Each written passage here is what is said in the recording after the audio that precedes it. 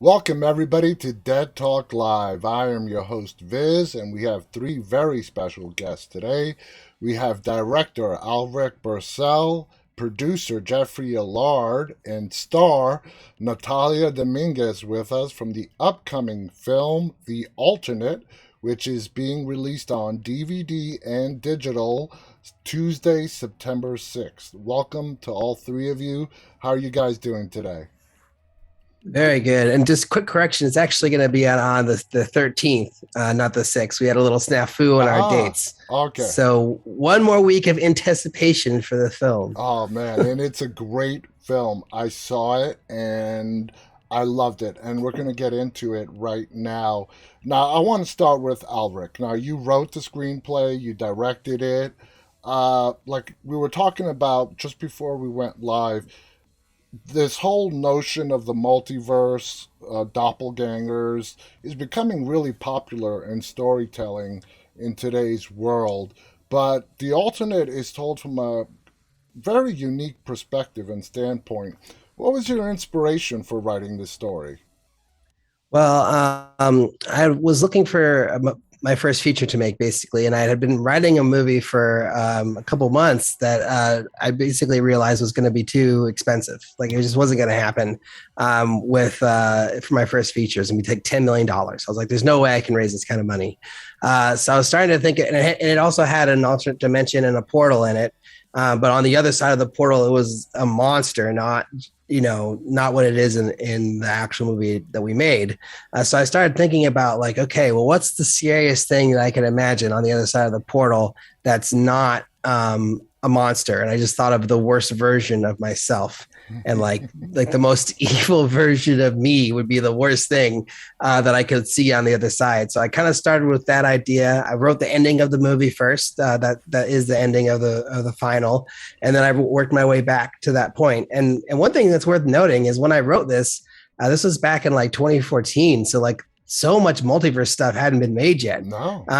I'd written this idea, like I cheated the whole thing out, and then I was like, okay, has anyone come up with the idea yet? And then I went online and I watched the trailers for Enemy by Denis Villeneuve, Yeah. which had was coming out in like 2 months, and then also I think it's called The Double with Jesse Eisenberg. Yeah. And there was two doppelganger movies that I was like, oh my god, they've already made my movie. It's already happened. And then of course I went to the theater, saw both those movies, and they weren't nothing at all like the movie I was writing and working on. Exactly. So I kind of felt very safe. And it's actually just been exciting, like over the years, to see so much multiverse and multidimensional stuff become popular, like Rick and Morty, and the way the Marvel movies have gone and the DC movies have gone and everything. It's all this multiverse stuff. Yeah. And it's really cool that the alternate gets to be a part of that. People are just really fascinated by the theory. Now, Jeffrey, how did you come to meet Alrik and your involvement in the alternate? How did that come to Sure. be? Yeah, we're both from the San Francisco Bay Area, so we're kind of neighbors. Natalia is as well, and I was introduced to Ulrich through my attorney, and he had been working on this project quite a while, trying to get it off the ground, and I guess it was 2017, which you reminded me, where we were introduced, and we kind of reset. And really started working on crowdfunding this and finding the financing together. And next thing you knew, we were shooting this. So we did this on a very tight budget. So we actually shot it at my house Wow. and my neighbor's house. So everything you see in the basement is actually my carport that we converted into a set.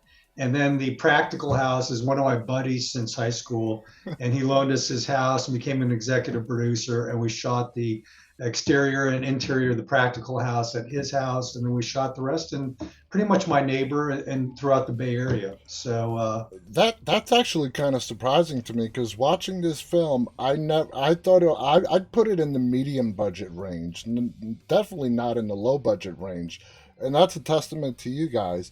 Now let's talk about Chris, okay? Natalia's character, Chris. Uh, Ulrich, I don't know if this is how he was intending Chris to come across, but when it comes to the relationship between Chris and Jake, uh, Chris holds, at least in my opinion, a lot of resentment towards Jake. Is it because she just doesn't respect him, sees him as not taking the initiative to just go out and go for his dream? What was your take on her character? For me or Oh, for Natalia? this is for Natalia. I wanted to Okay, go, find go, go. Natalia's take on the character of Chris and what was her relationship like with Jake? So for Chris, we're talking about the Chris that worked so much. I think I my perspective for Chris was, I mean, she was fed up. She's like, do something. I'm working two jobs here. We don't have a family. We don't have a home. We haven't been able to start our lives like adults because you can't get it together.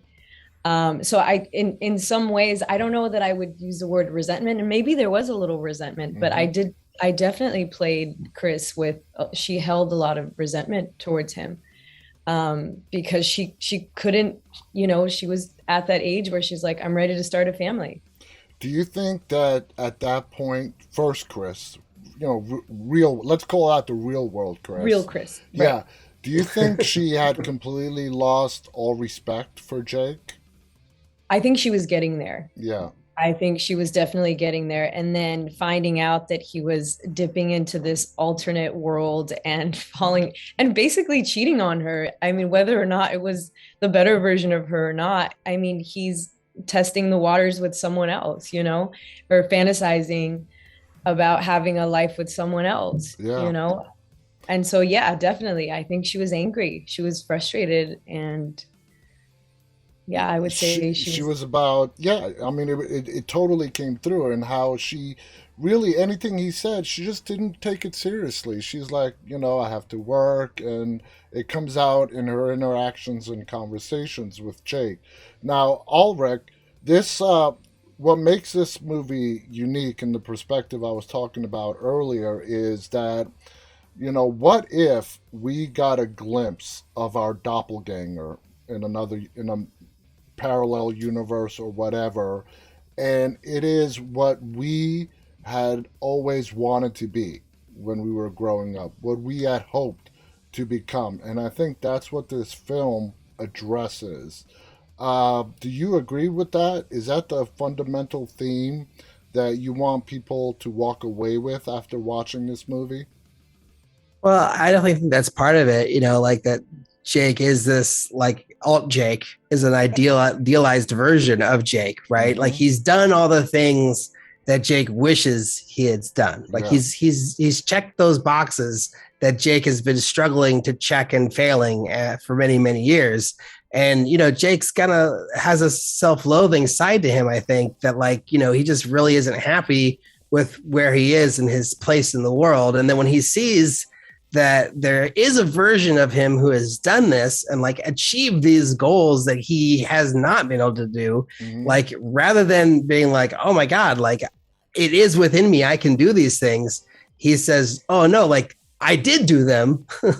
Let me take the rewards from that. So I really tried to make this movie about someone who is completely entitled to these spoils that he hasn't at all worked for and doesn't even understand the sacrifice and the commitment and the dedication that it takes to have those things, and just decides to take them for himself and just take the easy route, Yeah. and then what we see is the result of someone who has no respect or comprehension for that kind of responsibility or those kinds of that kind of hard work, really. Absolutely. Now, Jeffrey, I want to hear your perspective on this. The way I saw it, there is no good Chris, good Jake, bad Chris. They're all a product of their life's decisions, okay? The decisions they've made throughout their whole lives are who they are at this present time and moment. Uh, do you agree with that? And, you know, real world Jake, seeing what he could have become if he had a little bit more initiative, just makes him really bitter inside. Yeah, I do agree with that. And Ulrich can share. I mean, he wrote the story, so I guess Ulrich is now becoming Alt Jake thanks to the alternate, but the good Jake, that's for sure. Absolutely. So, I think Jake, I call him, he was kind of a bit of a slacker, kind of taking shortcuts.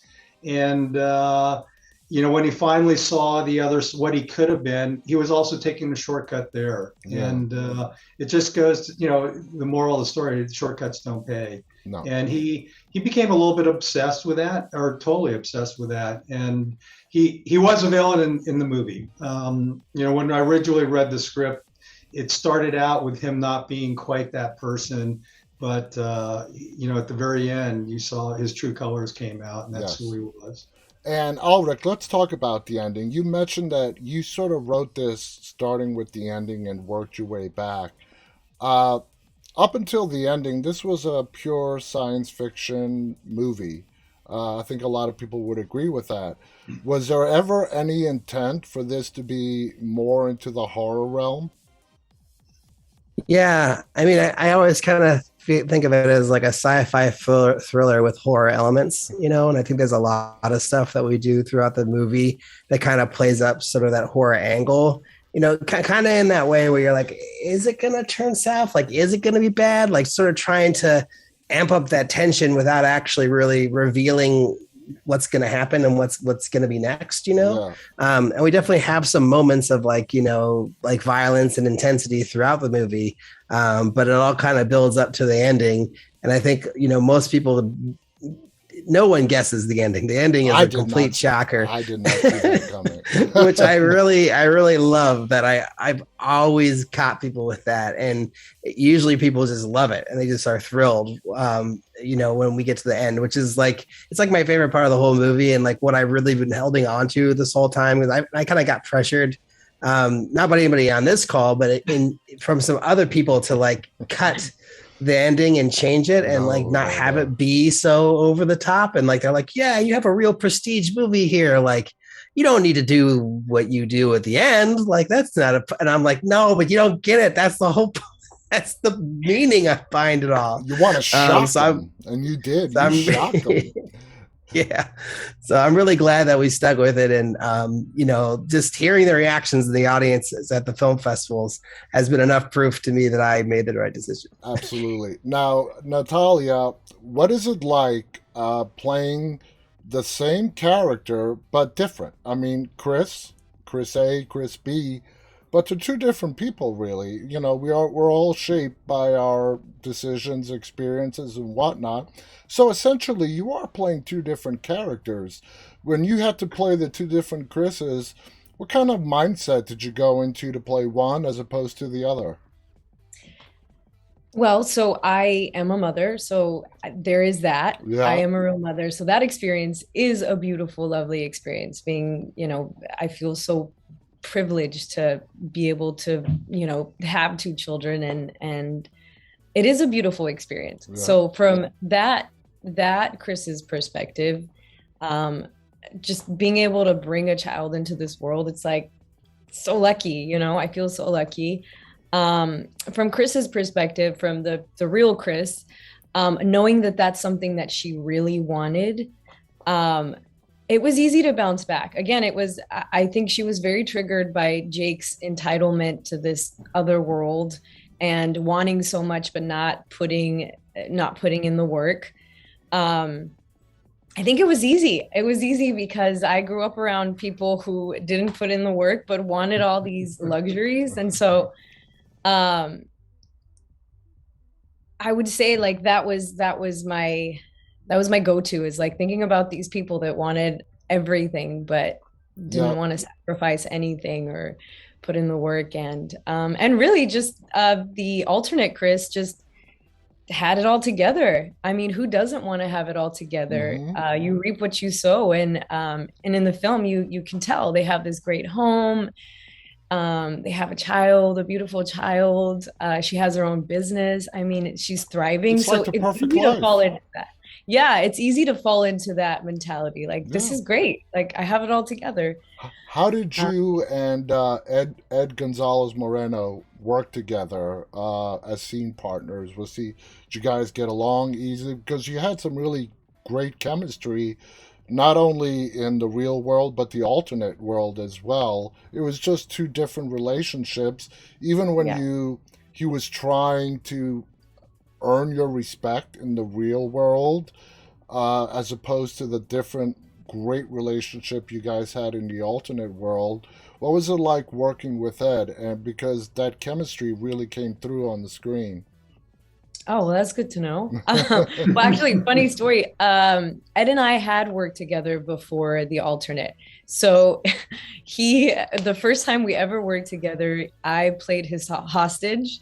And then the second time we worked together was on another feature where he played my older brother. Wow. So yeah, so then in the alternate, he's my husband.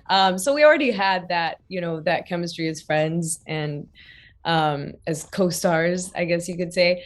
Um, and yeah, we both have very different styles of working, and I think that's always beautiful because you're able to learn from the other person. And so in that way, I feel like I brought some color into Ed's way of working, and he brought some more discipline in my way Yeah. of working. And yeah, it was a beautiful merge. So it was really easy working with him. He was a great person to work with. Now, Alrik, what was the most important when you were casting this film? Uh, especially with Jake, what was that X factor that you were looking for to find your Jake? Um, well, I really wanted someone who could communicate without speaking. Yeah. Because there's so much of the movie that has no dialogue for Jake, where it's just him alone in a room and he has to express all these different emotions and feelings, like simply with body language and with his eyes. And Ed's got amazing eyes and an amazing face. And he's so expressive with it. And he really knows how to control his body language and the way that he interacts with the camera. And so that was really the X factor for me, was to find someone who had that ability to act without words, and then also just to find someone who was dedicated to the project, because I knew that we were going to ask a lot from the cast, because we didn't have a big budget. We didn't have a big schedule. There was no rehearsal time or anything like that. And I was really lucky that Ed and Natalia both put a lot of extra time into prepping the movie and rehearsing together and rehearsing with me and rehearsing together on their own.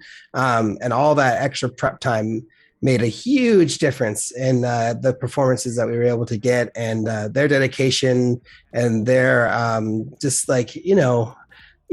their love for the project really made all the difference. So I'm just really grateful to them. And, I'm just really lucky that, this is the direction we went with, because they were great. This movie, it wouldn't be the same without them. No, really, absolutely not. Now, Jeffrey, the producer's role is one of the most least understood roles for people not in entertainment. Okay, it's probably one of the most difficult. No offense, Alrik, to the director. Yes, it's much harder than directing. That's why movies have one director most of the times, but a whole hell of a lot of producers, because you guys, it's the people who put everything together. When it came with this project and the alternate, how hands-on were you with? Were you on the set every day? Tell us about that. Yeah, very hands-on. I was there from the very beginning on the capital raise, and we, did a little teaser shoot to do some crowdfunding. But as I mentioned, we actually shot it at my house, so we were here half the time. So even if you wanted a day off, you couldn't get it. I couldn't. I'm getting them out at 1 a.m. and then getting up at 3 a.m, ready to receive them like at 5 a.m. So it was crazy. And I had just flown back from a shoot, so I literally came back and hopped into pre-production, and I even did some cooking. It was really intense, I tell you. We had some crew staying here, and then one of my best friends housed uh, 3 or 4 of the crew, including Ed, and he also was the practical house, and he was our main catering guy. Wow. So it was just crazy, and this is my hometown, and so I had to deal with everything from a few disgruntled neighbors to the police to cooking to getting all the food to making sure everyone was paid and to getting this thing delivered and distributed. Now, for our viewers that don't know this, Jeffrey's responsible for some big hits that I'm sure everybody here has seen. We're talking about the 2003 Texas Chainsaw Massacre reboot. It was 2003, wasn't it? Yeah. 2003 with Yeah. Jessica Biel. You know, Jessica Biel. Oh, God, I love that reboot. Now, my question to you is obviously, you've worked on these bigger budget films that had a lot of fanfare behind them, and that you've also worked on independent films. As a producer, are they completely two different worlds, working with these big studios, big budget, as opposed to really getting into the dirt, into the mud, in an independent film and wearing all those different hats? So my 2 chainsaw movies were different. We did have a significantly larger budget. They were between 12, it was 12 million for the first one, 22 million for the second one. Our crew was, 50% larger. We had a pretty decent sized crew. Mm-hmm. We were over 30 to 35 people here in a very confined area. So most of my films, with the exception of Chainsaw, because we had so much production support, it was really, that was more relaxing, a lot easier, simpler decisions, bigger decisions. But the other 20 plus movies typically are in the sub $5 million range. I'm doing a bit of everything all the time. Not usually cooking, but occasionally I'll do that on our days off. But it's crazy. Yeah, they're pretty similar with the exception of my 2 larger movies. Yeah, and I agree. Now, Alrik, you said this was your first feature film. Now that you've gotten your first feature film out of the way, what did you learn at the end of this project that sort of took you by surprise before you started? Directing it, something that you did not expect that you really got a big learning experience from. Yeah, I mean, I think like everyone always says it's harder, than making a short film. Like it's 10 times harder because it's 10 times longer. But it was really more like it was 100 times harder, because it was just so intense and such a rush, to get it all done within the 19 days that we had to shoot it. We actually only had 15 and we pushed over into 19. But yeah, I think the thing I realized is that, no matter how much prep that you think you've done, you could always prep more. Yeah. And the more time you give yourself, the more, in pre-production, the happier you're going to be in production. So I just, going into my next movie, I'm just thinking about like all the things I can do beforehand to be ready and like make sure that every single thing is like checked off, marked off, that we have, all our ducks in a row, and that there's nothing we're leaving to chance. Yeah. And then when we're on set, just letting it go a little bit more. Like I was so worried about, making our days and being on time and not going over. And I put so much stress and pressure on myself all the time. And I think it would have been better if I was just a little bit more easy on myself and just be like, yeah, okay, well, we didn't make all our scenes today. We'll figure it out. It's not the end of the world. Whatever. Jeff's shaking his head.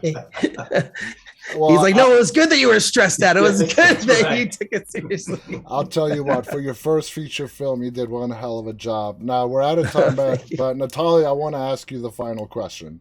Working with Alrik and Jeffrey, what kind of environment did they bring to the set? Was it very, collaborative? How would you describe it?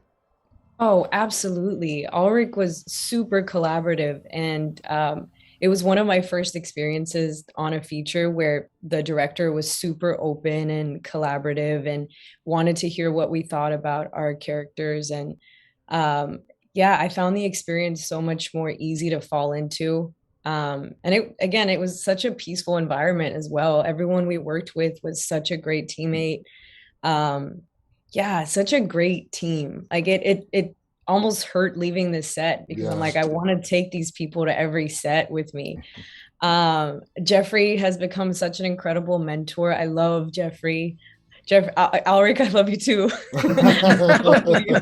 But I'm saying like this is like I consider these people family. That's Can't awesome. wait till we get to work together again. But That's yeah, awesome. such an incredible experience for sure. Thank you, I mean, guys. Jeff is the greatest, just to be Yeah, fair. Jeff Like, we is can't, no one, I'm not going to be amazing. offended. Thank you for reading the notes I sent you. I want to thank all three of you for coming on here. For our viewers, again, the movie is called The Alternate. It is coming out to DVD and digital on Tuesday, September 13th. I highly recommend you guys check out this film. It's amazing sci-fi with a little bit of horror. We're not going to say, what, but it's a great sci-fi flick that has great character storytelling, and it's going to really keep you on the edge of your seats. So definitely check it out. The Alternate, September 13th. I want to thank our guests, Alrik Bursell, Natalia Dominguez, and Jeffrey Allard for coming on here and sharing these great stories. I want to thank our viewers, those who are tuning in live and those who will be watching this later on. On behalf of all four of us, stay safe and stay walking. Good night, everybody.